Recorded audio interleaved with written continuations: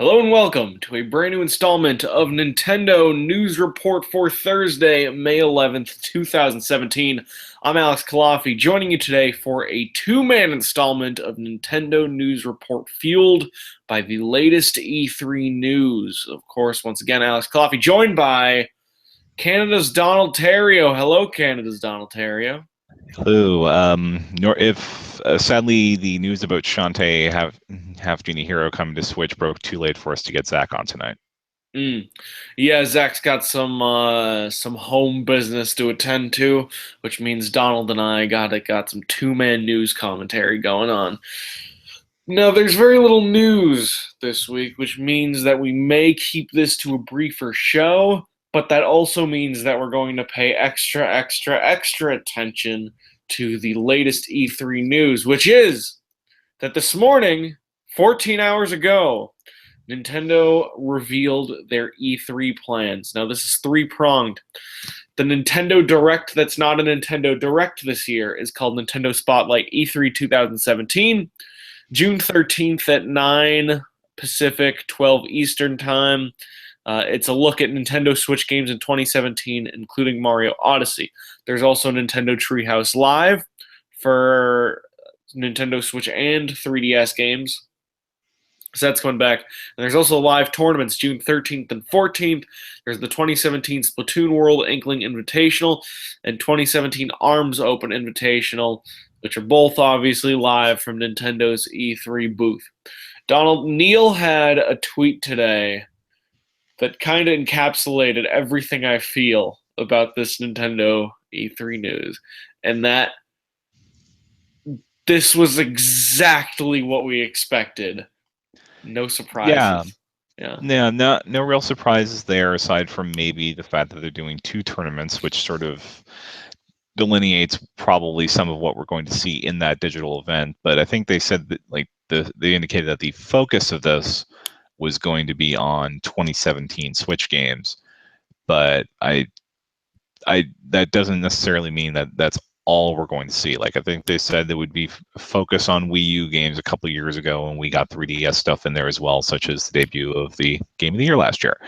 And in the direct in the direct last month around this time, they said the focus would be on ARMS and Splatoon 2, and that ended up being like 40% of the show with all the other announcements that they had in there. So I'm pretty sure that the digital spotlight is going to have some 3DS stuff in it as well.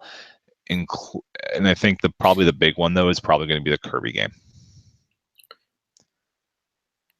I think the Kirby game's going to get revealed in a press release after the digital presentation. I think unless Nintendo explicitly says 3DS, we're not going to see 3DS whatsoever. But maybe that's just me being pessimistic. I mean, some people might take that as being optimistic that we don't see the 3DS in this thing, but I think if they are serious about this, about the 3DS continuing to be a platform that they focus on this year, and based on the fact they have hardware coming out just after E3, they probably do, then expect a small corner of the presentation to be allotted to 3DS stuff. Who says Nintendo's serious about the 3DS, though? They're releasing more 3DS. That doesn't count. Nintendo said the same thing about Wii U until the day they revealed that Zelda was going to be the last Wii U first-party game. Until they say it's the last game or supports sunsetting or supports dwindling down or we're focusing on the Switch now, Nintendo will continue to say that 3DS is a priority. But I don't think 3DS is a priority anymore. I think the fact that we have this multiplayer action Kirby game as Nintendo's big fall title, barring any Pokemon game, means that 3DS is probably on its way out. Though it wouldn't take a scientist to tell you that. Yeah, I mean, Kirby is usually the sign of the last of the sunset is about to hit for a Nintendo platform. Yeah. Basically it sent off the Wii U as a going concern, and then it did that with the Wii, the DS, So we've gone over the history of Kirby games as platform killers in the past, going back as far as the NES. Cherry Goblin says 3DS is in a different situation than Wii U. 3DS sold more. You're right, Cherry Goblin, but we've already seen the way they're different. 3DS, the Wii U came out in 2012, ended in 2016, aka super early 2017, but really 2016. The 3DS came out in 2011 and is probably going to have support through early 2018. You're right, it's a different situation, and also we've already seen the fruits of Nintendo's success. We, in fact, one more whole year, 1.5 more years of the fruits of those success. So I think 3DS is I think, probably going to wind down. yeah, the closest comparison we might have is the fact that I think in 2010, the E3 show that famously spawned the Santa's in our booth giving out sexual favors comic from Penny Arcade.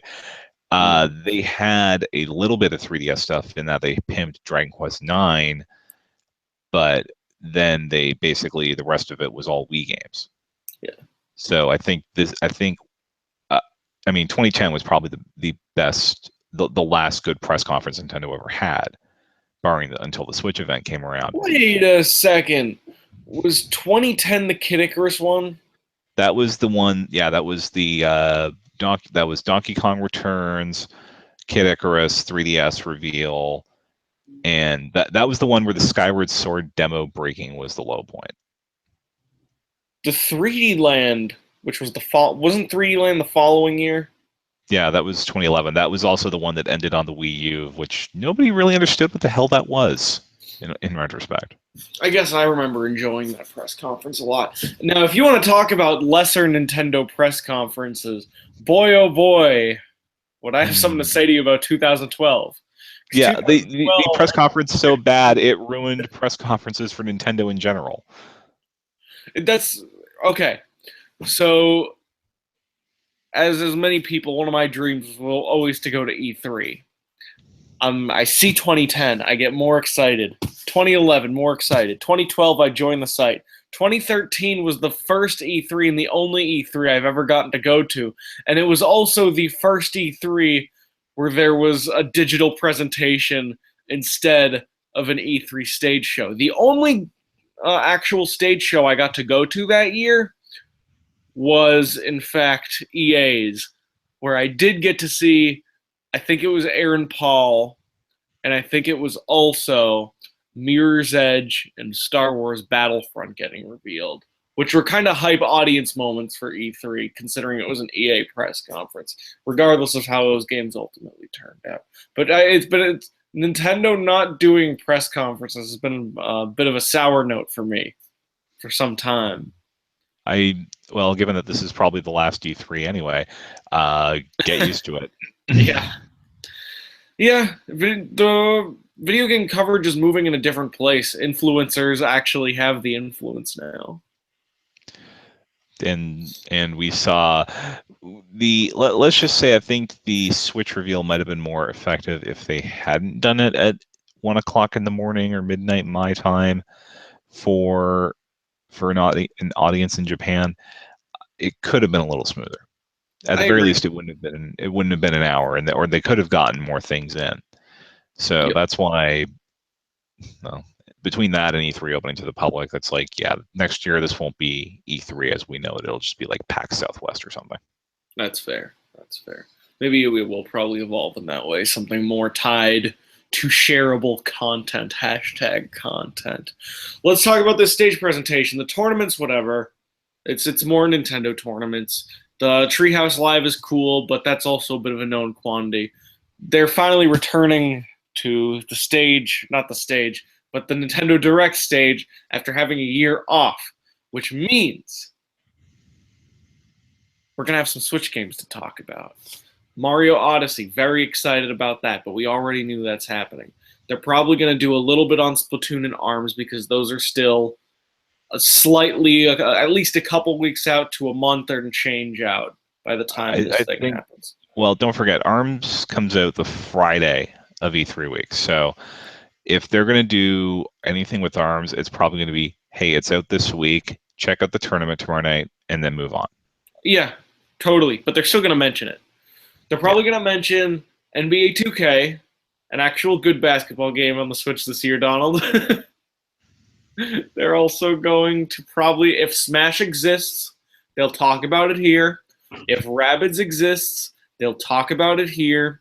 They're going to have one or two more Nintendo games to talk about that may or may not come this year, might come early next year. Like we might see a glimpse at whatever the spring Nintendo game is. Well, they have Fire Emblem Warriors, which is supposed to be fall, and I could That'll easily see. definitely appear. Yeah, and what they could probably do at the end is be like, and also we have Fire Emblem insert subtitle here coming out on Switch early next year. That's not coming out early next year. There's no way Fire Emblem Switch is an early next year game. But you know what might be an early next year game? Xenoblade Chronicles 2. Well, I mean, we know that the wife of the director, who is very active on Twitter, is saying she's really looking forward to June. So, but yeah, you're probably right in that we're gonna see a date. If we see a date on that, it's probably gonna have January or February.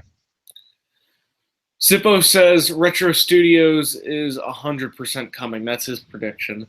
That's a very valid prediction. In fact, much like the E3 2013 presentation might actually, we might see echoes of that in this year's stage show.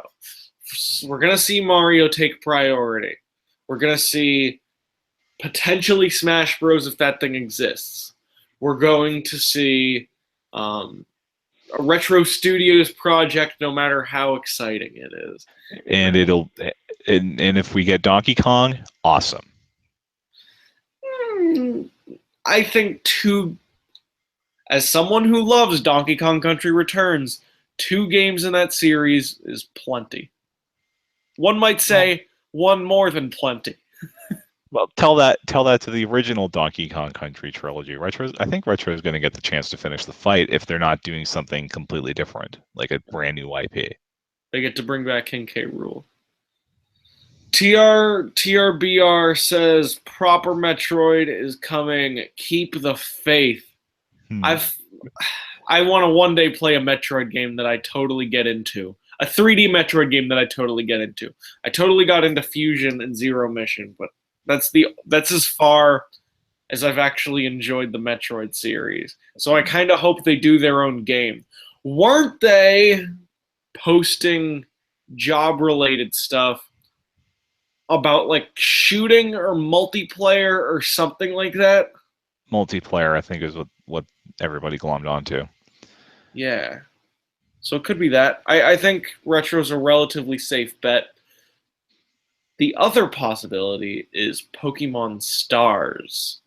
Do we think Pokemon Stars appears at this E3 because we did not have an Omega Alpha style reveal in May? Right, we don't necessarily have a remake coming, and it's not going to be a Pokemon Direct kind of reveal. So if there's a Pokemon game this year, we haven't seen it yet, which means it's going to be revealed at E3 if it exists, right? I still think they would go to something that would be more Japan focused. So you're more likely to see it. Like they might do, like we might get some details before the show, but Pokemon Company works on merches to their own beat. So I suspect we'll probably get something along the lines of what we got with X and Y in 2013, which is here's a couple of new gameplay elements that we're bringing in. If it's a Switch game, here's how we're going to adapt the game to the Switch, and then they move on. Like it maybe gets 90 seconds in the video tops. I have 2 questions for you then, Donald. 1, is Pokemon Stars real? I think there is a Pokemon Switch game like a main series game in development. I just don't know what Stars will end up translating to. Although, granted, Pokemon Company has hinted at it quite heavily in the last few days with some of the merch stuff they've been posting. My second question is, does it come this year? Yes. at the if anything, if it doesn't come this year, it's in a Xenoblade 2 situation where it's early next year. But I think they're going to move hell and high water to get that game out for Christmas, because that is something that could break records if it comes out on a platform as hot as the Switch hopefully will be by that point. Oh, Pokemon's hitting on a holiday. There's no way it's hitting in March unless they planned for it to hit in March the whole time. It's take Mario Odyssey. Mario Odyssey is going to come out somewhere around November 18th, regardless of how ready the game is to ship now. And it's going to be damn near perfect when it comes out, too, because that's how Nintendo rolls. Zelda, they had to keep delaying because it's Zelda, and also it may have been the biggest game Nintendo had ever made. But as far as Mario's concerned, that game's coming out somewhere around November 18th because that's the way this thing rolls. Pokemon is the same way. If they need it to come out this year, they'll find a way to put it out this year. Yeah. X and Y proved that to me, if nothing else.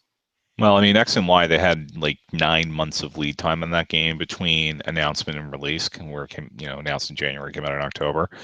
Sun and Moon had about that, but I don't where this isn't probably leading a generation, and they can prop between a bang gap for Switch and you just dipping into similar, having similar infrastructure for trading and battling and all that. I think it shouldn't, even if we see it in June, like if it gets announced in June, it's a December release, but it is still coming out in 2017. Okay. I have another question for you, Donald. Do we hear about Virtual Console at E3? Only if they have a major game for the fans to lead off with it. I'm talking Mother 3 level. It might actually be Mother 3. Tyler D asks a question that actually does have an answer. What has Monster Games been doing? They've been making NASCAR video games. Yeah, they are not as tied. They are not as tied to Nintendo as your next levels would be. So they were working on a NASCAR game that came out on PS4 and Xbox One last year. To this point, we don't know what they're working on. They haven't really announced what they're working on since. For all we know, they're porting Fire Emblem Warriors to new 3DS. I thought it would be cool if Monster Games picked up the mantle of the Donkey Kong series, considering they're the ones who did the 3DS port 3D of Donkey Kong Country Returns. That's what I always hoped. You could give them Donkey Kong Country Returns so Retro never has to worry about it again. Metroid, yeah, go ahead. But I mean, Retro chose to do Tropical Freeze. Like it came down to a vote, same way that Call of Duty World War II came about. And if they want to do that, then so much the better. But I mean, that means we get Next Level doing another Metroid Prime, which, hey, last one was really good. So Neil is picking up the James Jones mantle of guest hosting from the chat, and he makes the point that one of Monster Games' higher-ups died a year or two ago, and that's supposedly why they faded a bit. That's okay. Miles Dolding, will Suda51 return? My answer, next year. You're going to see more of him next year. Yeah. There's some third parties that I'm very interested to see what they do as far as the Switch at E3. EA, like, do they show FIFA on Switch at their show? Oh, yeah, because isn't FIFA coming out on the Switch? Yeah. Now, the question is, will it do well enough to be more than a contractual obligation game for the platform, which it, by all rights, it seems to be at this point. Right. And that's not a contractual between EA and Nintendo. That's a contractual between EA and the second biggest money laundering operation on the planet, which is FIFA. I was thinking of all these free-to-play games to see which one you were talking about. Yeah, number one's Dota. Number one's Dota. Apparently, Dota's a good video game. I've been sort of dipping my toe in the free-to-play waters as I've just built. Hold on, let's see if my camera can get to it.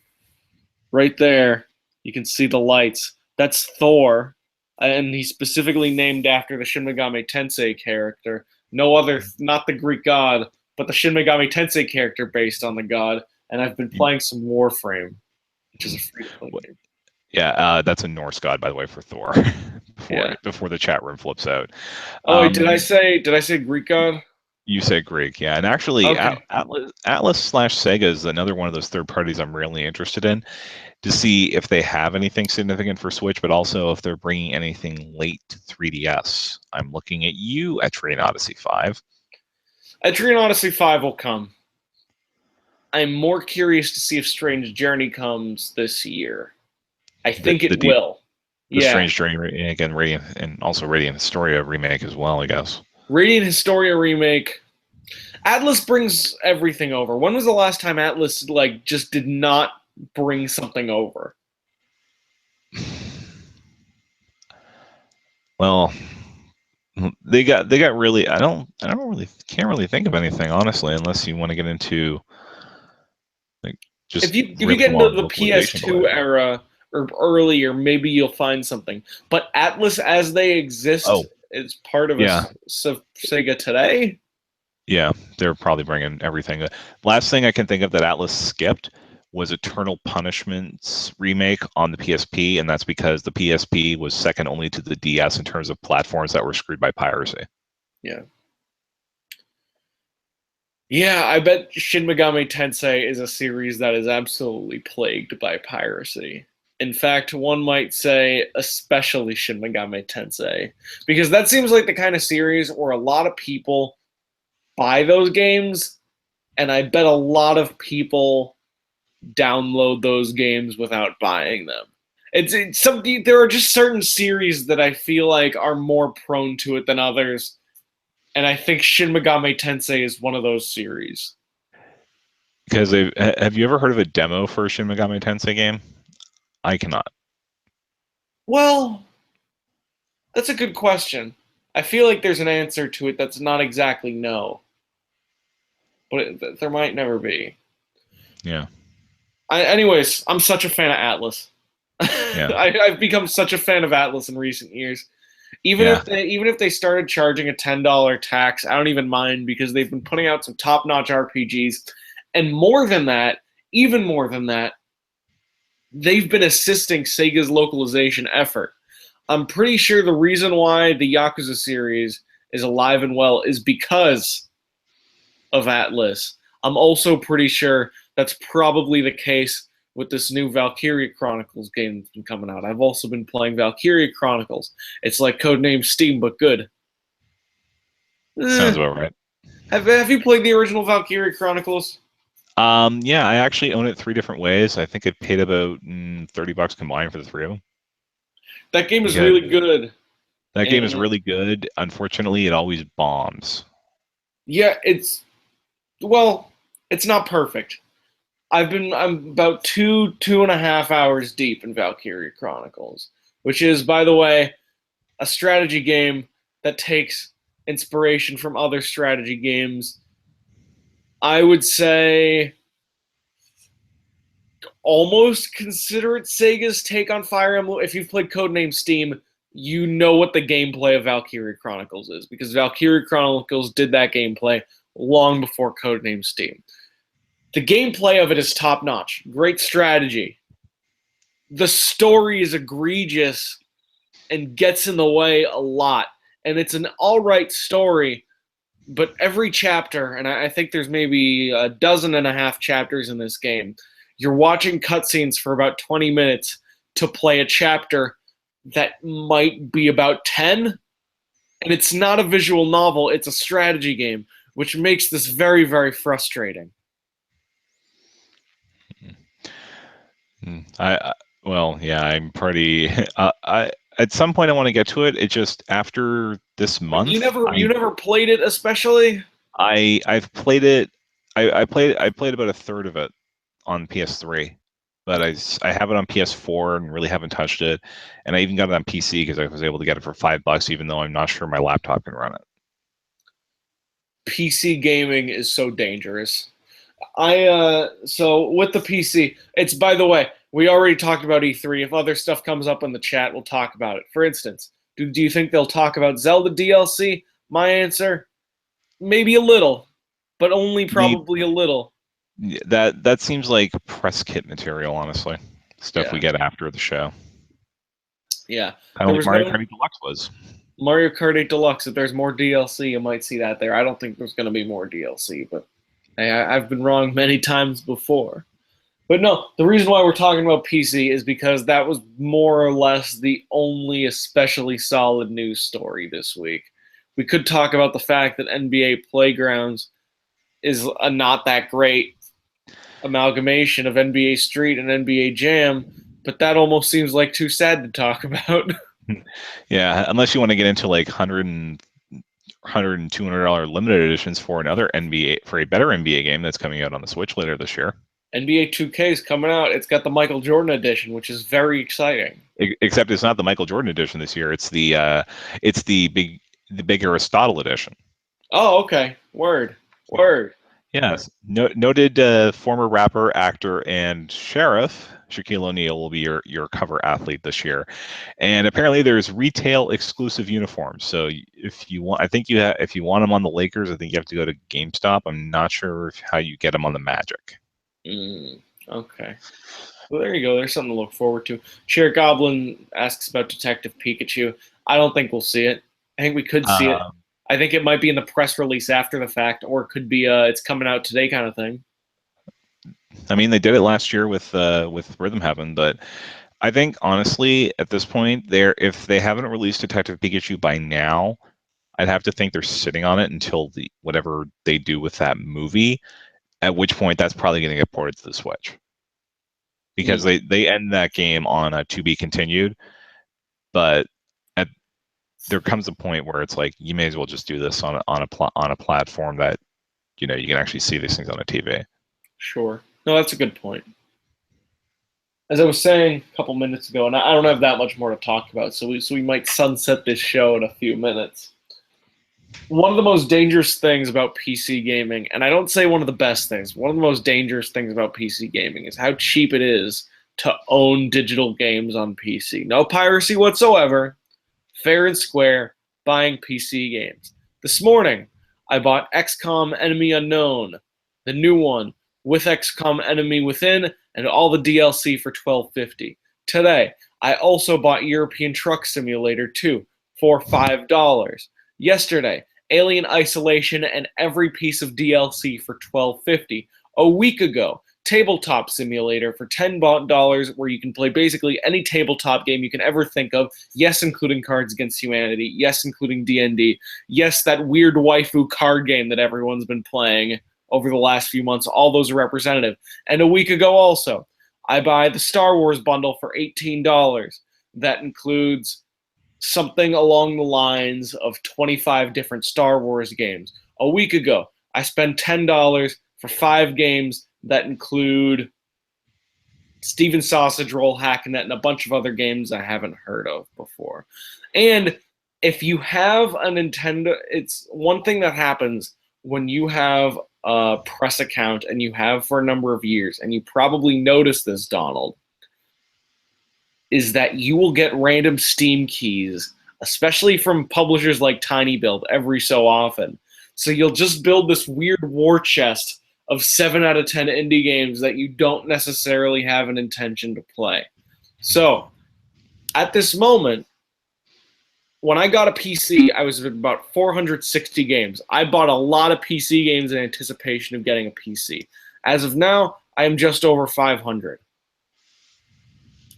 PC gaming is dangerous. And it's, You, yeah. you would Go have to ahead. turn this into a full-time job, and if you wanted to see like even half of those games. Absolutely. Maybe a year ago, there's howlongtobeat.net or howlongtobeat.com, where you can type in any game. It'll tell you how. It'll tell you how long to beat a game is, but it'll also let you put in your Steam account, and you can put in your Steam account, and it'll tell you how long to beat the entire library of your Steam account.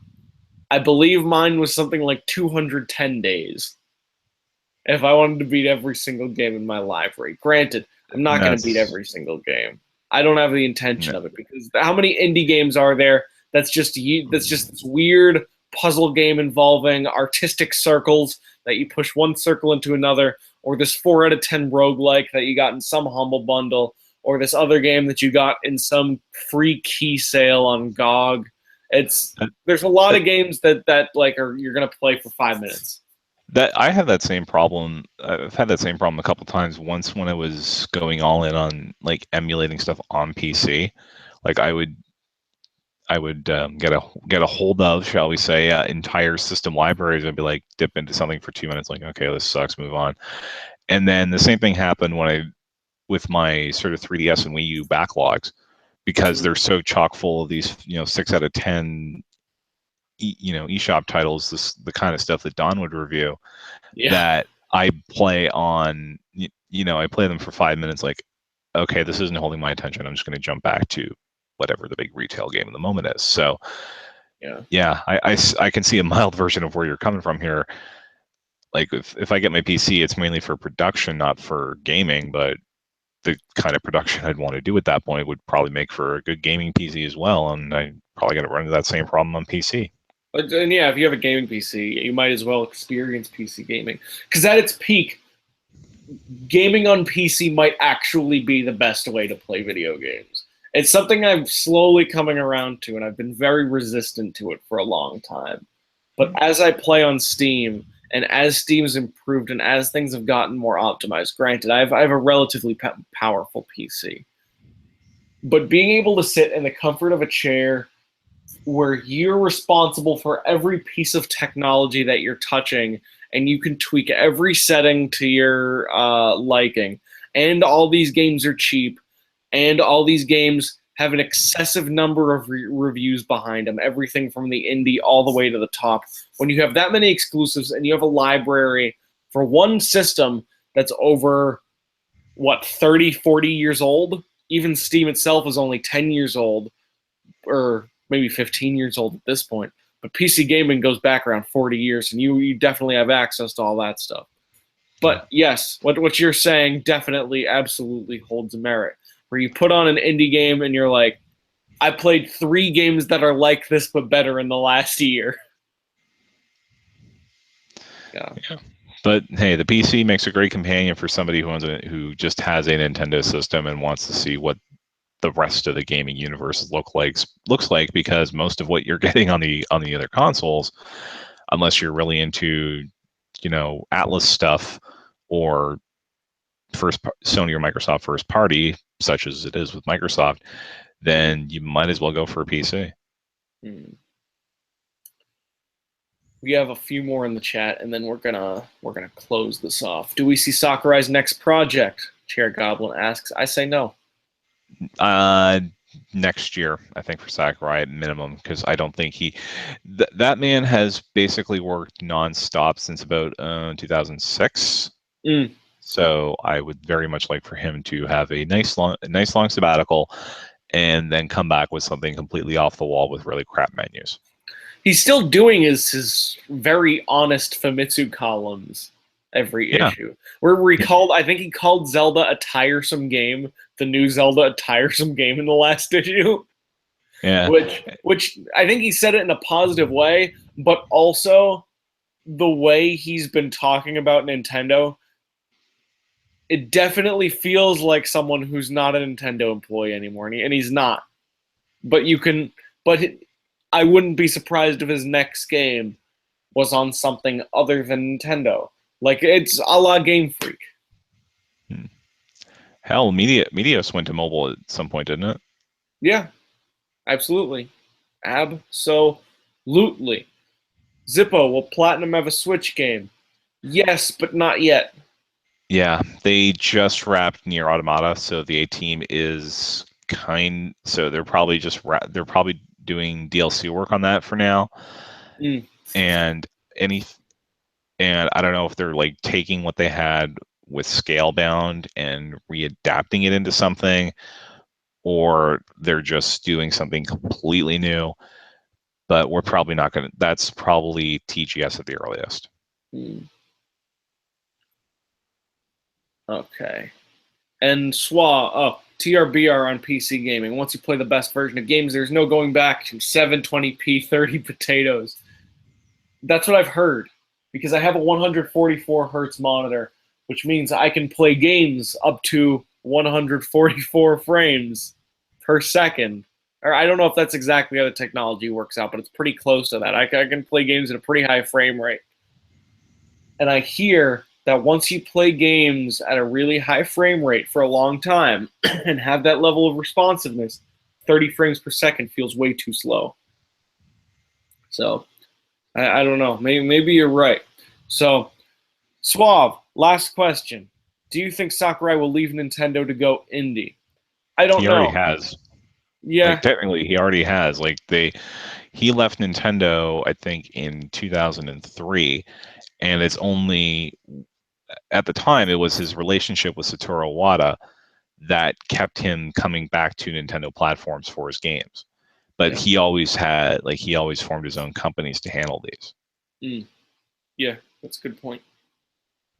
He's not part of a Nintendo, but if you're asking, do you think his next game will be on Nintendo or indie? If we make this like a more of the now kind of question, because he is technically not a part of Nintendo anymore, I say I hope he makes what he really wants to make, and he doesn't feel chained to Nintendo.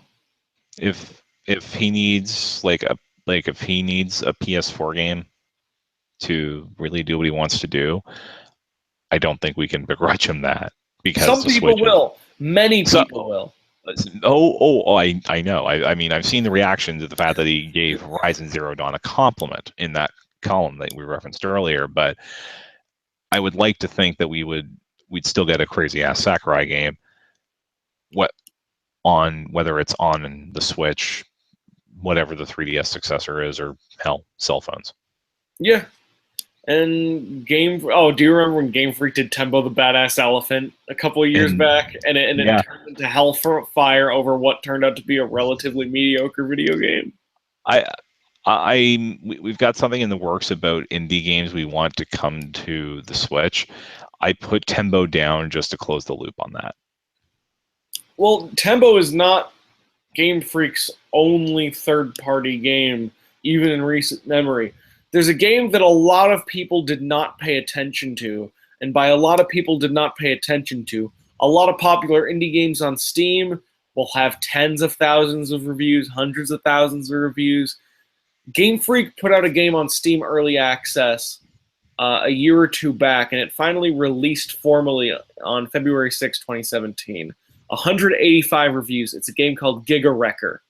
A game where you play as Reika, a girl who has the ability to manipulate debris and explore a world invaded by an army of evil robots. Experience and enjoy unique action, attractive characters, and a dramatic story. And it does not look fantastic, although it did review very positively. But Game Freak has a Steam game that no one paid attention to, following in the trend of Tembo the Badass Elephant, although way less publicized. This character art does not look fantastic. This is a weird looking game. It does have drilling.